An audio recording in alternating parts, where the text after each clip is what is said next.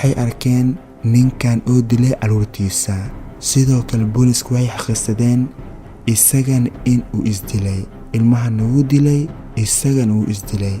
marka waxa soo urayeen wuxuu ahaa. assalaamu calaykum waraxmatullaahi wabarakaatu. soo dhawaad saaxiibayaal, kuna soo dhawaada muuqaal cusub iyo qiso kaloo cusub.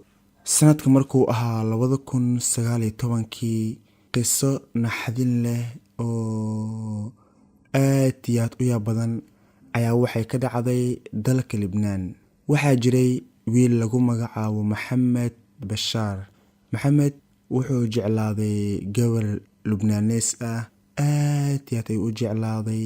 maasha allah, gabadhiidan waxay ahayd gabar aad iyo aad u qurux badan. adiga gabadha qurux waxay lahayd 100% ah.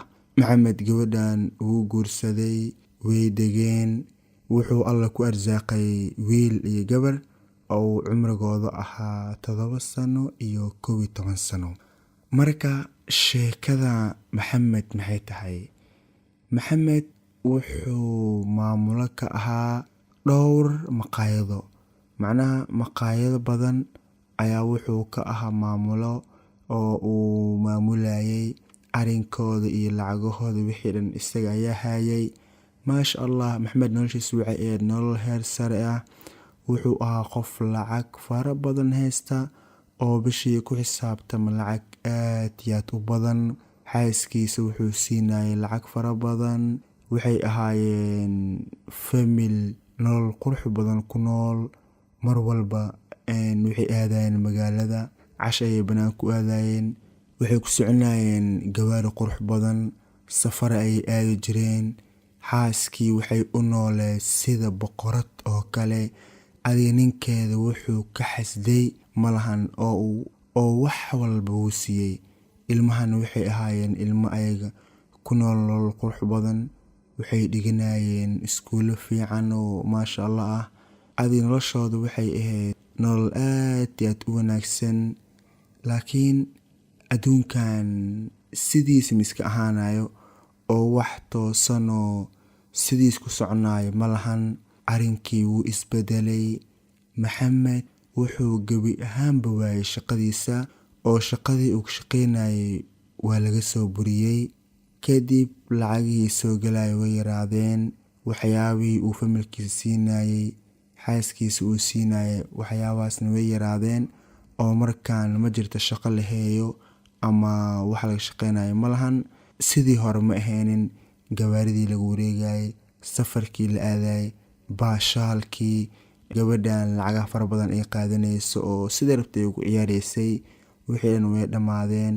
arrinkii wuu isku cakirmay. gabadhan waxay mar walba rabtay lacagtii in loo siyaadiyo, in arrinka sidii oo iska ahaado. fiiri, gabdhaha qaar ma og wax ka khaldan. waxay jecel yihiin mar walba in ay ninka ka sara maraan. macnaha ninkan shaqaynayo oo wax walba sameynayo, waxay jeceshahay lacagtaas inay qaadato oo ay sidii rabto ugu ciyaarto, oo waxyaabo badan isaga samaysato oo isaga tumato ay jeclin. laakiin nolosha sideeda caadiga ma ahaanayso. oo maanta haddii adiga wax aa haysato, beri wax ma haysatid. beri haddaadan wax haysanna, maanta ayaa wax haysataa. marka xaaskii waxay ku qanci weysay nolosha uu ninkan galay. kisteeray gacantiisa hoos aaday, way ku qanci weysay. laakiin ninkeeda wuxuu ahaa nin dadaala. marka wuxuu ka faa'iidaystay inta uu maamulaha aabe, maamulnimadiisa iyo sharaftiisa ayuu ka faa'iidaystay. wuxuu deen ka soo qaatay nimankii maqaayadaha lahaayeen uu shaqaynayay. ayaa wuxuu bilaabay in uu bil walba ka soo qaato lacag adiga 1,000-2,000 meelahaas dhan in uu mar walba ka soo qaado ayuu bilaabay. adiga siduu mar walba lacag usoo qaadanayay, lacagtii ayaa ku ziyaaday, deentii ayaa ku badatay. oo maxamed wuxuu noqday qof deeno badan lagu leeyahay.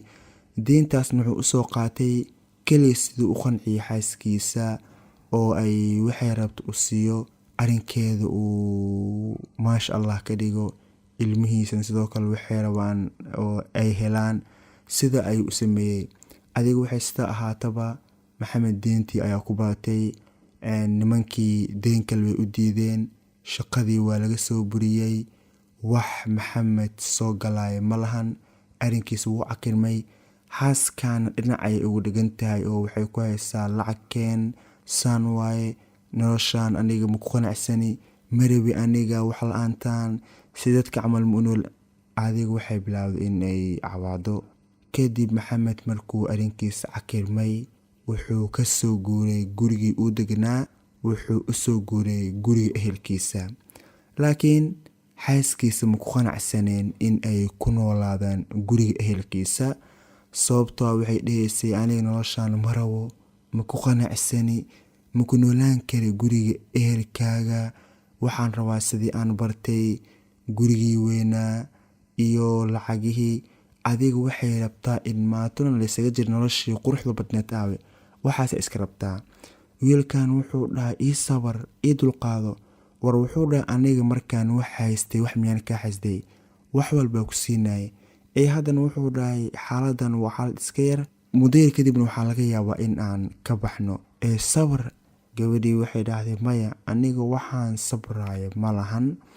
oo waxay dhahday noloshaan dadka caadiga ay ku nool yihiin aniga ma ku noolaan kari, dadkan waxay cunaan ma cuni kari, labiskay xirtaan ma xiran kari. gabadha xoogaa waxaa galay quruur iyo isla weyn kibir, iyo waxayba keentay in ay dadkay ka faanto. dadkan waxay ku noolaan kari, wixii la cunayo ma cuni kari, gurigan ma rabo, ma ii qalmo, buuq badanaa ku kicisay. adi waxay arrintii iska socoto oo wiilkan dhibkan isaga jiro, shaqo la-aantan iyo rafaadkan, waxaa arrinkiisa ogaaday walaalihiisa way isku yimaadeen, waxay iska aruuriyeen lacag. kadib waxay taksi yar u gadeen Maxamed siduu ugu shaqaysto oo ugu yaraan oo u dibir nolosha oo familkiisa. fiir adduunkan saan waaye, shalayna wuxuu ku jiray shaqo iska qabooban oo maamulnimo ah oo lacag badan ku qaadanayay, maantana wuxuu bilaabay shaqo dhib iyo rafaad ah oo haddana wax yar ka helayo.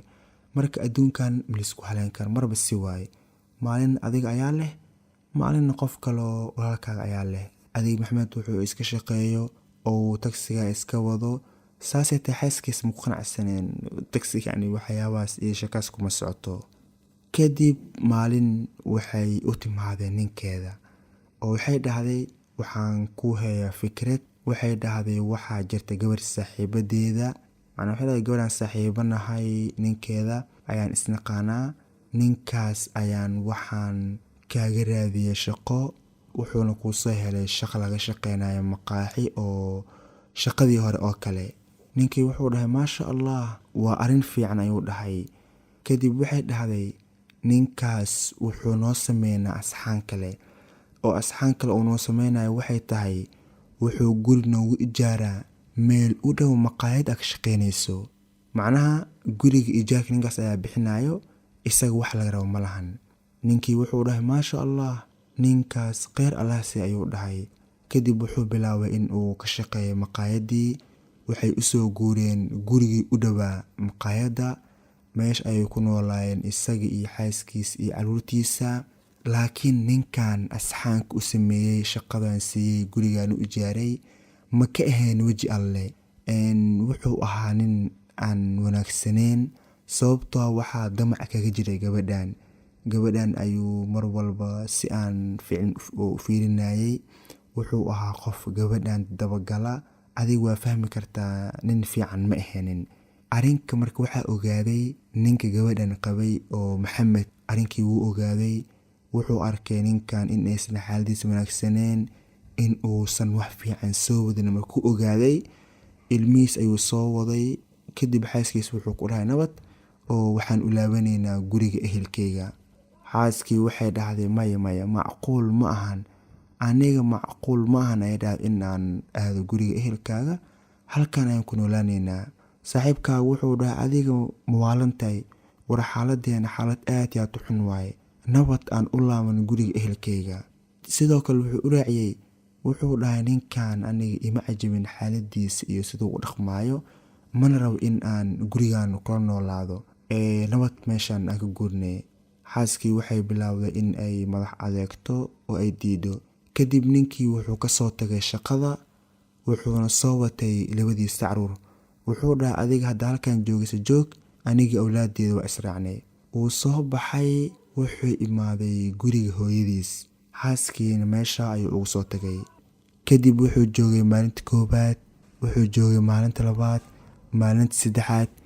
Marka intaas dhan xaaskiisa wuu la hadlayay, wuxuu isku dayay in ay soo noqoto, in ay arrinkan wax ka bedesho. Laakiin xaaskii ma ahayn qof wax u soo jeedo oo warkiisa way diiday. Waxay dhahdeen yow aniga meeshaas ma rabo, noloshaas kuma qanacsani. Waxaa barwa in aad iska furto oo aad madaxayga isiiso. Waxaan iska raadsanaa qof kaloo fiican oo dhaqan oo maasha Allah adigan iska fasaxniyow. Laakiin ninkan wuu ka madax adeegay in uu qoftaan furo. Qoftaan damaceeda wuxuu yahay lacag. Oo waxay dhahday war aniga shalay waxa kuu soo guursaday in aad maamulo to lacag haystay. Maantan haddii aadan wax haysan, anigii adiga aan isdeeno. Oo waxay dhahday jidkaaga ku dhac, aniga jidkayga ku dhacaya oo niyow anigii adiga aan isdeeno. Ninkii wuu diiday oo wuxuu ka madax adeegay in uu furo. Waxay maalmo iska socdaan. Maalin Maxamed wuxuu waday labadiisa caruur oo gacan ayuu ka qabtay, wuu waday. Kadib hooyadiisa wuxuu ku dhahay hooy waxaan rabaa in aad isaamaxdo, macnaha in aad i cafiso. Hooyadii waxay dhahday maxaa wiilkayga maxaa jira? Wuxuu dhahay hooy dib ayaan wax walba kaaga sheegi doonaa, laakiin iska saamax. Marka wuxuu waday labadiisa caruur oo wiilkii gabadhii ayuu waday. Hooyadii waxay dhahday caruurtan intay u wadaa, iska dhaaf caruurtan halkan ay joogaan. Marka Maxamed xiligaas wuxuu noqday nin xanaaq badan, nervous ah, heer ay ilmihiisa gaaran in ay ka cabsadaan. Marka xiliga uu wadayay ilmaha way ka cabsanayeen, in ay raacaan xitaa way ka cabsanayeen. Marka hooyadiisa waxay dhahday iska daa ilmahan halkan ay joogaan, niyow adiga maxaa ku daaray, arrinkaaga muxuu yahay, wax ii sheeg. Wuxuu dhahay dhib malan hooy, wax walbana ku sheegi doono. Adiga labadii ilma ayuu soo waday, wuxuu aaday gurigiisa hore. Gurigaas ayuu aaday. Kadib wuxuu soo wacay hooyadiisa. Wuxuu ku dhahay haddii aad TV ka aragto warbixin, wuxuu dhahay warbixintaas ka nixin, macnaha yeesan ku argagaxgelin. Hooyadii waxay dhahday arrinkaaga ma fahminay, maxaa ula jeedaa? Wiilkii wuxuu dhahay dhib malan hooy, aniga ayaa dib wax walba kaaga sheegi doono. Kadib telefoonka ayuu ku damiyay. Hooyadii waxay ka fikiraysay arrinkiisa. Waxay isdhahaysay wiilkaaga muxuu soo wadaa, arrinkiisa muxuu yahay, muxuu ka wadaa, ha fikirin, ha murugoon. Sheekada ninkan uu soo wado maxay tahay? Hooyadii waxay bilowday in ay wacdo. Nambarkiisa wuu dansan yahay. Mar kale wacday, wuu dansan yahay. Warkiisa way waasay. Maalmo ayaa ka soo wareegay. Kadib markay hooyadii aragtay in ay xaaladda isku cakiran tahay, waxay wacday walaalihiisa oo arrinkii ay u sheegtay. Waxay dhahday Maxamed sidaan iyo sidaan ayuu dhahay oo haddana ma joogo. Telefoonkiisana wax badan ayaan wacay, wuu dansan yahay. Walaalkiina ka warjiriya.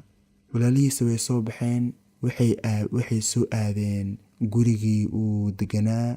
Guriga ayaa gargaraaceen, laakiin waxay waayeen wax ka fura. Kadib waxay wareysteen dariskiisa, dadkii oo guriga la deganaa iyo waxyaabahaas ayay weydiiyeen Maxamed arrinkiisa. Sidoo kale waxay weydiiyeen haddii hayaan furo, gurigan lagu furo iyo waxyaabahaas. Laakiin waxay dhaheen waxaan hayno ma lahan, Maxamed ma arkin. Kadib waxay albaabka guriga ka uriyeen ur oo xoogaa aan fiicneen ayay uriyeen. Marka urka ayay ka shakiyeen. Kadib arrinkii wuu weynaaday. Waxay u waceen booliska oo booliska ay arrinkii u sheegeen. Booliskii ayaa yimaaday. Kadib booliska guriga xoog ayay ku fureen oo albaabkii dhan way jibiyeen. Markay albaabka jibiyeen, kadib waxay arkeen waxyaabo badan. Waxay arkeen ninkan oo dilay caruurtiisa. Sidoo kale booliska waxay xaqiiqsadeen isagana in uu isdilay. Ilmahana wuu dilay, isagana wuu isdilay. Marka waxa soo urayeen wuxuu ahaa meydkooda.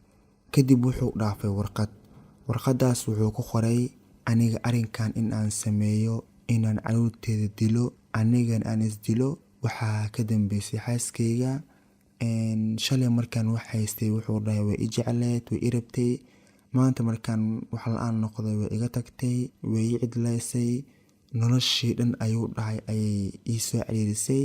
Marka wuxuu dhahay anigana arrintan ayaan ku kacay, inkastoo ay ahayd in uusan arrintan ku kicin oo ay qalad tahay in caruurtiisa uu dilo isagana uu isdilo, haddana waa la socotaan wax walba waxaa kalifay inuu isdilo uu arrintan sameeyo, waxa kalifay waa la socotiin. Kadib waxaa timaaday hooyada caruurta dhashay, macnaha xaaskiisa ayaa timaaday. Waxay bilowday inay oyso, inay murugooto, in ay qayliso, in ay dhahdo awlaadeedu muxuu u dilay, maxay kasbadeen saan. bis markaan ha oonin hana qaylin, wax walbo adiga ayaa ka dambeeyo, adiga ayaana kalifay ninkan inuu sidaan sameeyo. Marka hadda in aad oyso ama aad baroorati iyo shalay waxay tarayso malahan. Marka saaxiibayaal, Maxamed sida ayuu ku dhintay, inkastoo noloshiisa aysan si wanaagsan kusoo gabagaboobin.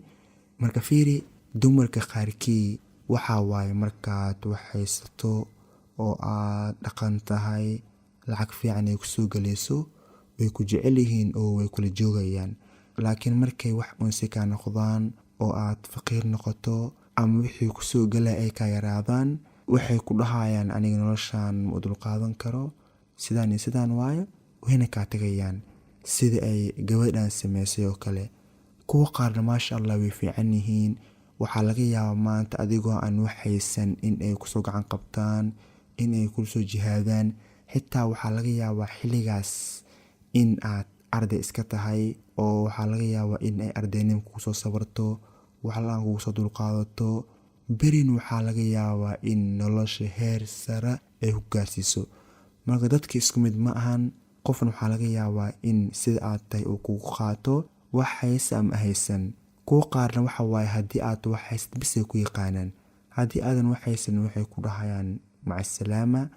Miskiinkan shalay qoftan la rafaaday wax walba siinayay, maanta markuu wax waayan in ay ka tagto, isagan ugu dambeyn noloshiisa ay sida kusoo gabagabowdo, waa arrin fiican ma ahanin.